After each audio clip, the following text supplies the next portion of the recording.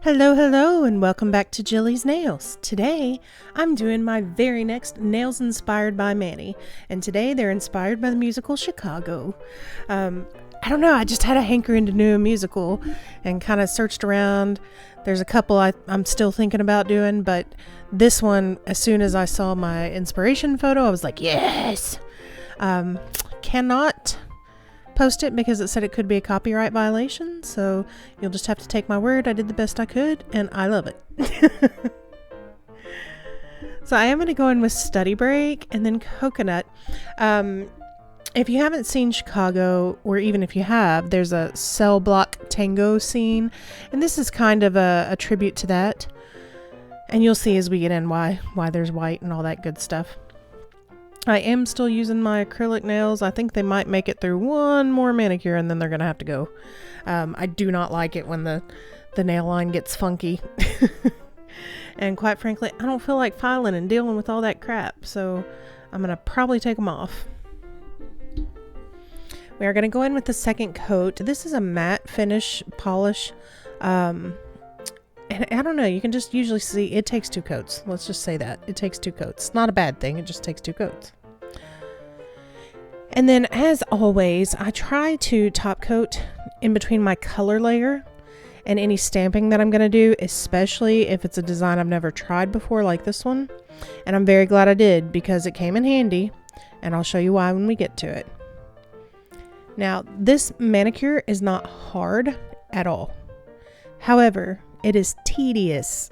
It's very tedious.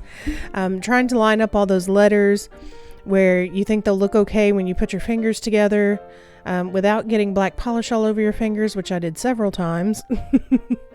And stamping upside down while you're at it, because that's all upside down to me. Yeah, interesting. Again, not hard, just tedious. And those plates come from Clear Jelly Stamper. I looked today, there's actually 4 of them. And they have different scripts, like they have some that are a little more flowy and some that are cutesy. So if it's something you're interested in, you should check it out. I'm not going to lie to you though, Clear Jelly Stamper is very proud of their plates and they are not cheap. That one was like, I don't know, $15, something like that. I think I got mine from Lantern and Wren, and it might have been on sale. It was Lantern and Wren, and you know what? It is long overdue for me to give her a big, huge thank you for excellent customer service. I had an order that never appeared. It said it was delivered, and it was not. And I don't know how or why she did it for me, but that lovely darling sent me another package out the next day to make sure I had time to get my plates for St. Patrick's Day. So Lantern and Wren, if you haven't done any shopping from her, she's phenomenal and very sweet and kind and great customer service. So she's definitely worth checking out. Now, as we go back, you'll see right there that smudge on the A and G, and there's also one under the C and H where I did not see that it wasn't cleaned off. Because I put a top coat on, I can go in with a cleanup brush and just barely touch it and kind of wipe it away.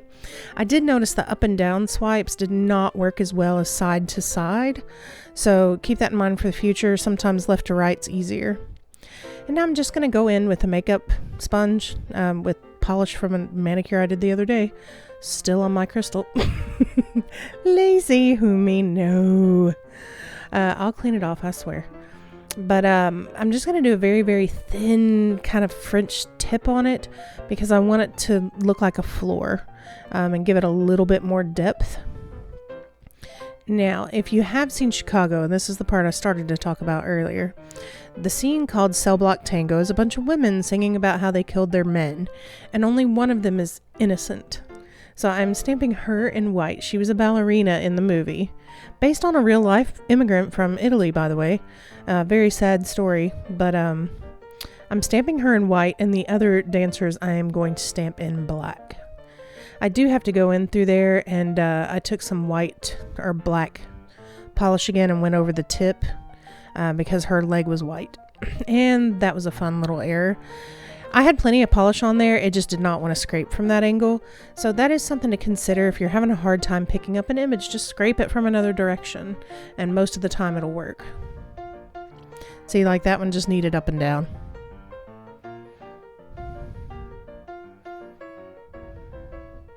I'm just going to go through and kind of randomly place the guilty. I'm going to call them the guilty dancers on the other nails.